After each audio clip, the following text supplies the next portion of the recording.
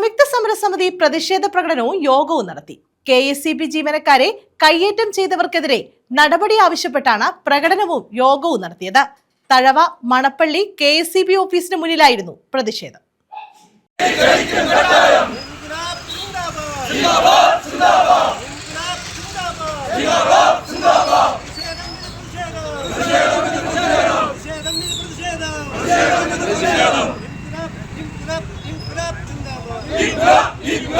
മണപ്പള്ളി വൈദ്യുതി ഓഫീസിന് മുന്നിലാണ് സംയുക്ത സമരസമിതിയുടെ നേതൃത്വത്തിൽ മാർച്ചും ധർണയും നടത്തിയത്.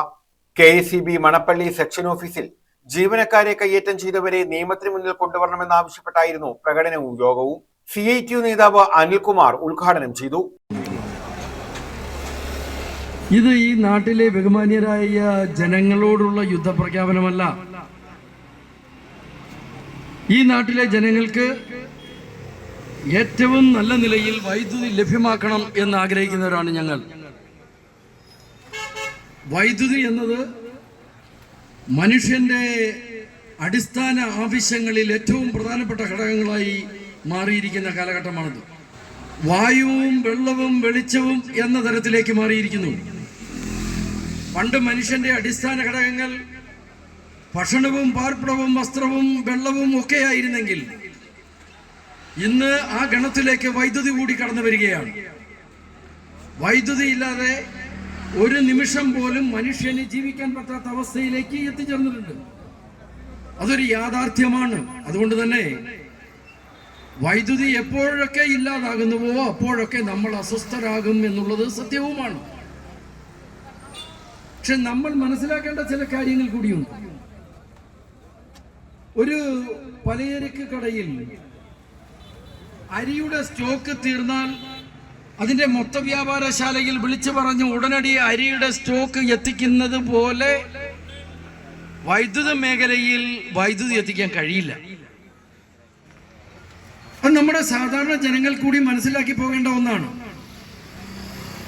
നിങ്ങളുടെ വീടിന് മുന്നിലൂടെ നിങ്ങളുടെ സ്ഥാപനങ്ങൾക്ക് മുന്നിലൂടെ വലിച്ചിരിക്കുന്ന ഈ ലൈനുകൾക്ക്, നമ്മുടെ നാട്ടിൽ സ്ഥാപിച്ചിരിക്കുന്ന ട്രാൻസ്ഫോമറുകൾക്ക്, ഇവിടേക്ക് വൈദ്യുതി എത്തിക്കുന്ന ലൈനുകൾക്ക് ഒക്കെ ഒരു പരിമിതിയുണ്ട്. ആ പരിമിതി മറികടന്നാൽ വൈദ്യുതിയാണ്. ആ ലൈനുകൾ വലിയ തോതിൽ ചൂടാകും, അത് കത്തി മുറിഞ്ഞ് താഴെ വീഴും. INTUC സംസ്ഥാന ഓർഗനൈസിംഗ് സെക്രട്ടറി പ്രസാദ് അധ്യക്ഷത വഹിച്ചു. ഡിക്സൺ സ്വാഗതം പറഞ്ഞു. BMS division secretary Suresh, CITU division secretary Santhosh, INTUC ജില്ലാ ട്രഷറർ ഷിബു, CITU സംസ്ഥാന കമ്മിറ്റി അംഗം സുനിൽകുമാർ, INTUC നേതാവ് ശരത്ത് തുടങ്ങിയവർ പങ്കെടുത്തു.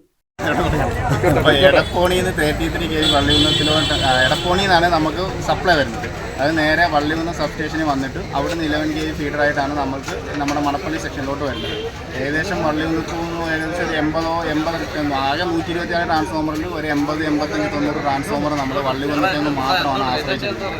അന്ന് എടപ്പോൺ സബ് സ്റ്റേഷനിൽ UG കേബിൾ ഫാൾട്ടായി നമ്മുടെ വള്ളികുന്നം സബ് സ്റ്റേഷനിലെ മൊത്തം സപ്ലൈയും പോവുകയും അങ്ങനെ നമ്മുടെ മണപ്പള്ളിയിൽ ഏകദേശം ഒരു 90% ഇരുട്ടിലാവുകയും ചെയ്തു.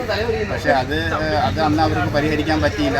രണ്ടാം ദിവസമാണ് അത് റെക്ടിഫൈ ചെയ്ത് 2ാം ദിവസത്തോളമാണ് പരിഹരിച്ചത്. അങ്ങനെ തുടർച്ചയായി 2 ദിവസം കറണ്ട് ഇല്ലാത്തതിൻ്റെ ഫലമായിട്ട് നമുക്ക് ബാക്ക് ഫീഡ് ചെയ്യാനാണെങ്കിൽ നമുക്ക് നിലവിലുള്ളത് ശാസ്താംകോട്ട സബ് സ്റ്റേഷനിൽ നിന്നും കരുനാഗപ്പള്ളി സബ് സ്റ്റേഷനിലാണ്. എന്നാൽ ലോഡ് ഉള്ള ആ ഒരു പീക്ക് സമയം ആയതിനാൽ എങ്ങും നമുക്കത് ലോഡ് പരിഹരിക്കാൻ പറ്റിയില്ല. News bureau, Thazhava.